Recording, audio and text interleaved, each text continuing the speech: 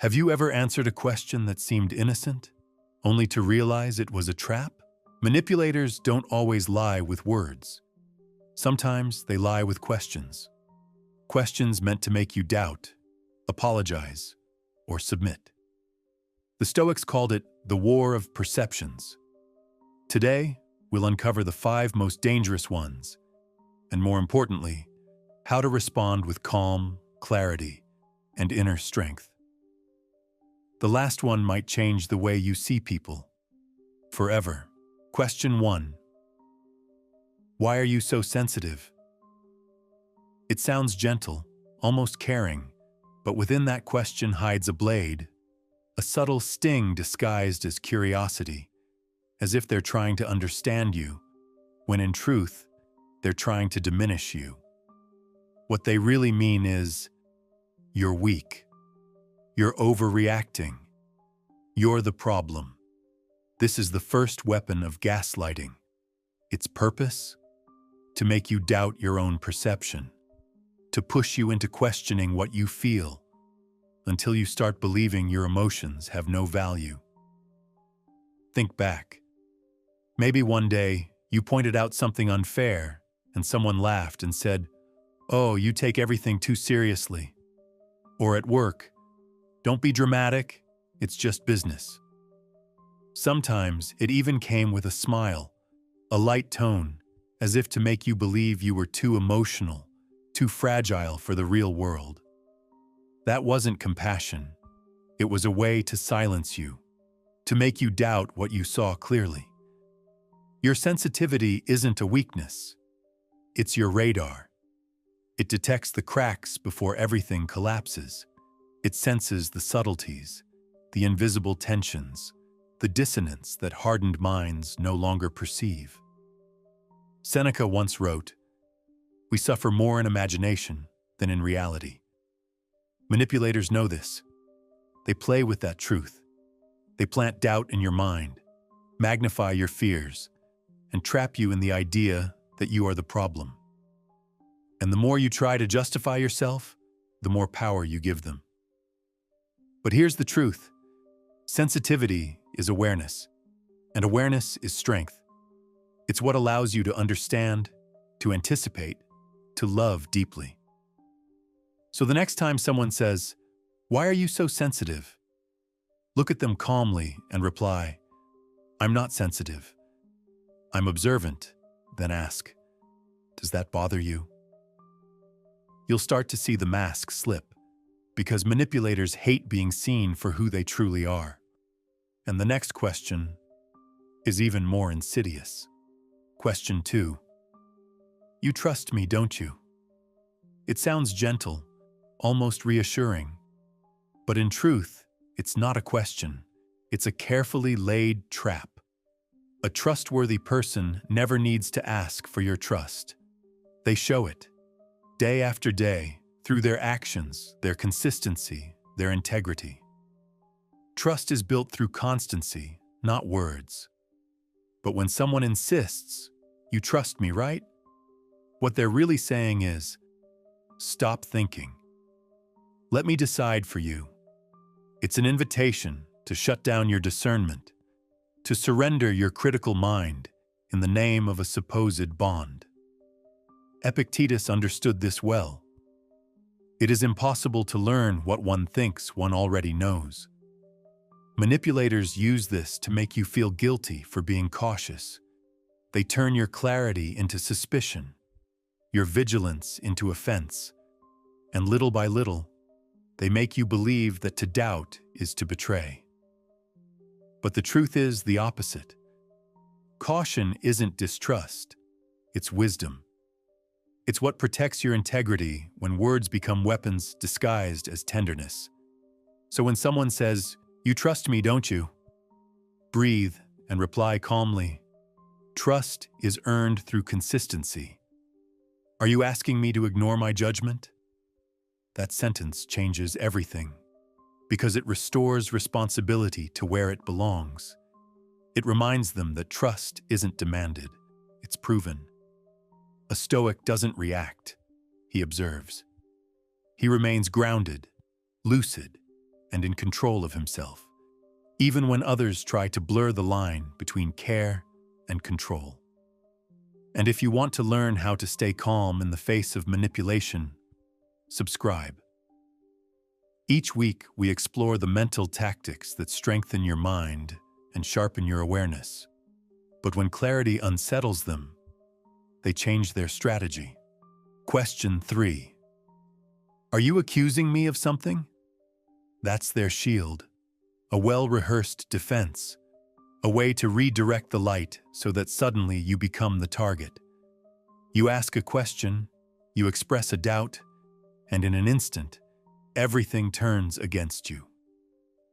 Oh, so now you're accusing me? Without realizing it, you shift from observer to culprit. The dialogue flips.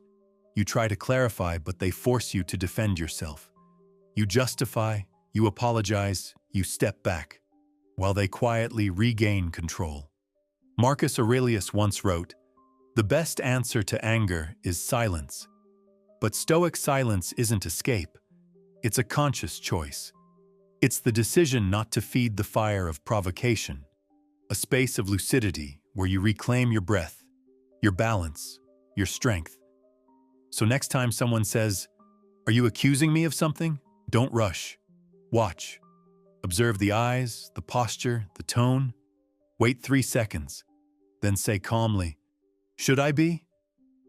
3 words, but they shift the entire balance of power, because they move the weight of proof back where it belongs, to the one avoiding clarity. Manipulators expect panic, not composure. They look for a reaction, a careless word, a crack to exploit. Staying calm takes away their favorite weapon. It shows them your mind is no longer within their reach. And when they can no longer make you doubt, they'll try to make you feel guilty for ever having doubted them. Question 4. Would I ever lie to you? It's the sweetest poison. A phrase that sounds hurt, almost wounded, yet entirely false.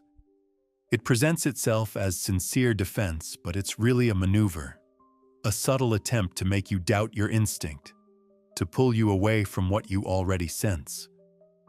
An honest person never needs to say they're honest.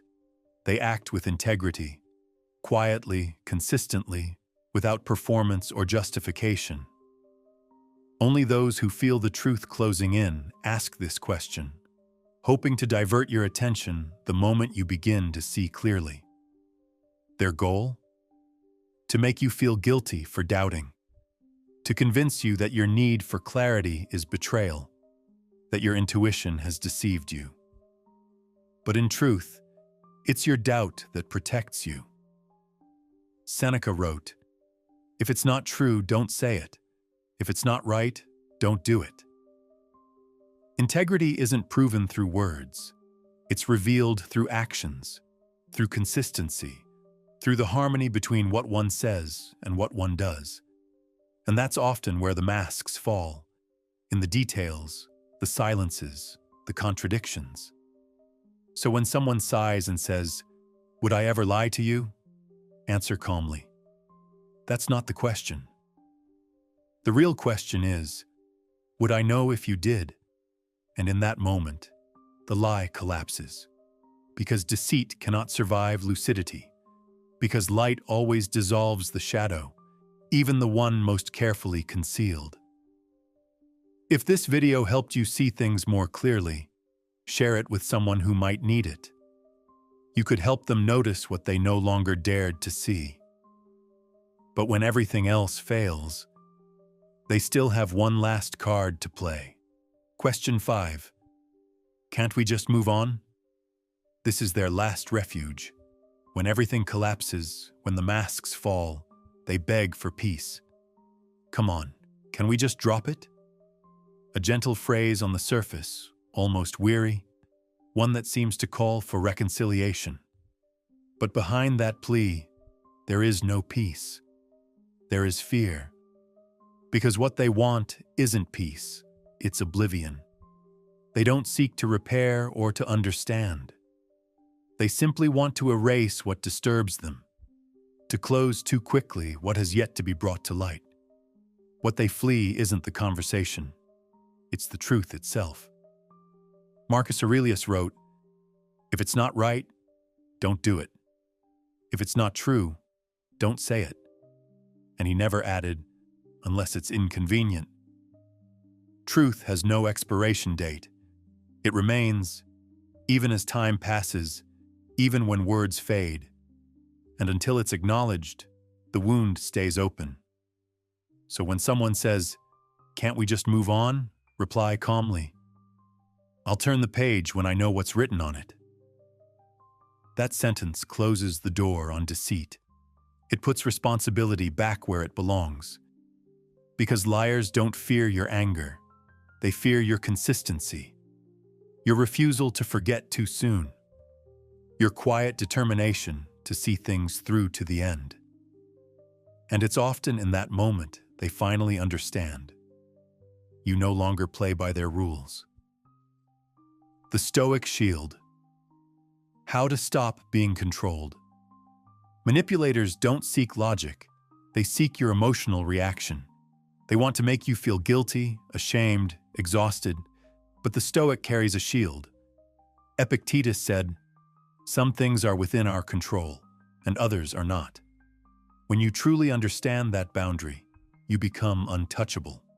When they try to make you feel guilty, remember, their emotions are not your responsibility. When they say you're too sensitive, remember, your awareness is your strength. And when they try to wear you down, remember, truth has no deadline. Imagine a storm. The wind howls, the rain strikes, but you remain still within. That's Stoicism. Peace at the heart of chaos. Clarity when everything else blurs.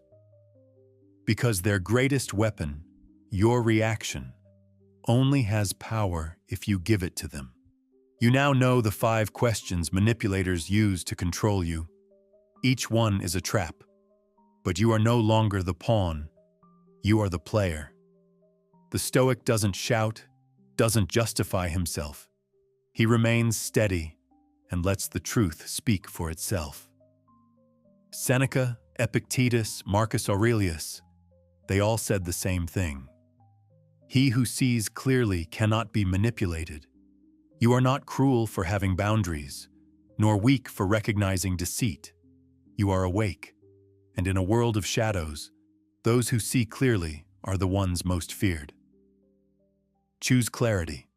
Walk like a Stoic warrior, calm, lucid, unshakable. If this message resonates with you, write in the comments, "I choose clarity."